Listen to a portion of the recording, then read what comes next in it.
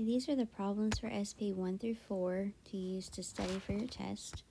SP1, number 3, Lara is yes, Jennifer, no. And the reason that Lara is more representative of the school population is because she asked different students, where Jennifer asked specific students in her class only. Number 8 was no. The sample is only one grade level. Number 9, the residents of the town are the entire population. The local tennis players are not representative, it's biased. The residents randomly chosen are representative. SP2, number 3 was A. Number 5 was B. Number 6 was the first, third, and fourth choices. Number 7 was no. Most students have less than 3 pets. SP3, numbers 6 through 8, using this box plot. Number 6, soccer runs more kilometers per week. It has a greater median. Number 7, soccer has more variation. It had the greatest interquartile range. Number 8, what can you infer? Generally, soccer players run more kilometers per week. SP4, number 6, day 2 had more deer out.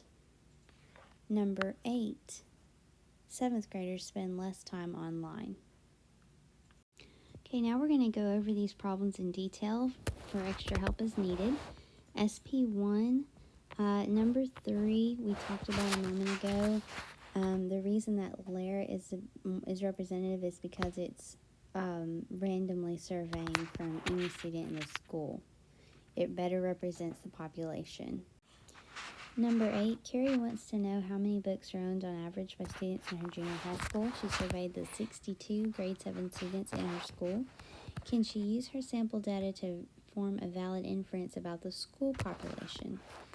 No, because her sample does not represent everybody. It only represents the one grade level of students. It's biased.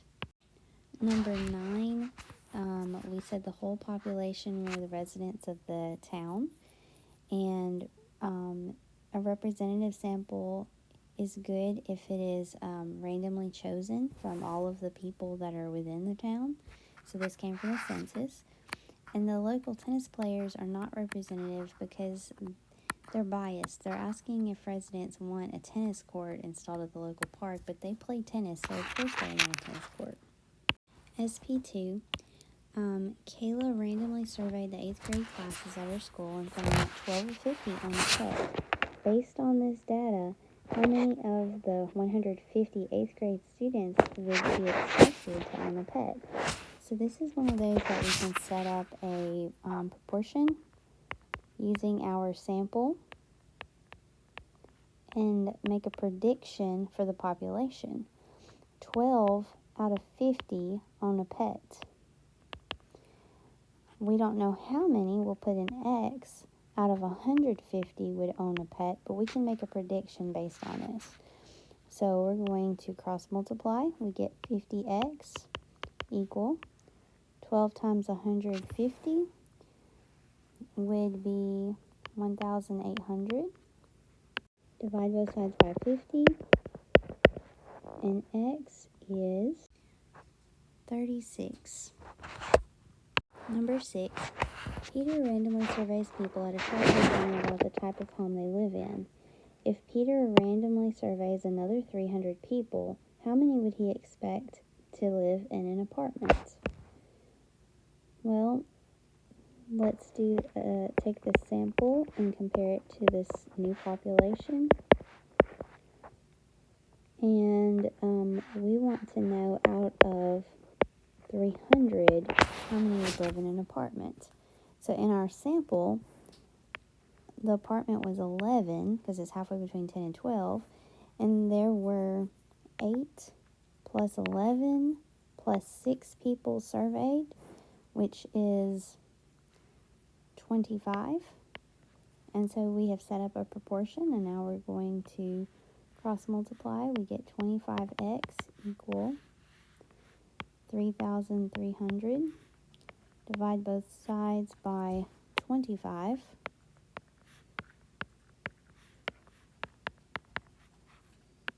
We get 132. Number 6, the food manager at a school conducted a random survey of students to determine their preference for new lunch menu items. Select all the inferences that can be drawn from the data. A says about twice as many students prefer pita sandwiches as those who prefer burritos. Well, 25 compared to 13, that is about twice as many. That's about double. B says that burritos are the most preferred item. Well, if you look through this list, the one that's preferred most is the highest, which is pita sandwiches. So that's not true. C says almost half of the students preferred pita sandwiches. Well, it doesn't tell us how many were surveyed, but we can add them up, and we see that there were 62 students surveyed, and it says almost half preferred pita sandwiches. 25 is almost half of 62, so that's true. D said about half as many students prefer the salad bar as those who prefer burritos. Well, 7 preferred the salad bar, 13 preferred burritos. That is about half of 13. It's pretty close. And the last choice says twice as many students prefer pizza as those who prefer pita sandwiches. Well, 17, is that about twice as many as 25? No. It's less than, actually. Okay, number 7.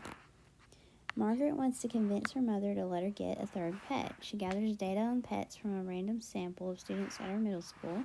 Can Margaret use these data to present a valid inference that will convince her mother? Well, she wants to say she should get a third pet. If we look at the data, not as many students have 3 pets or more.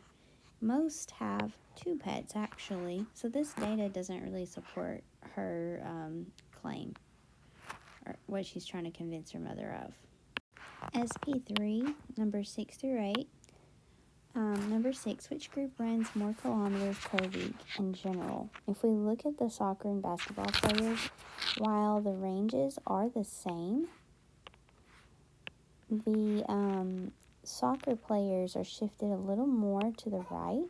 It has a greater median.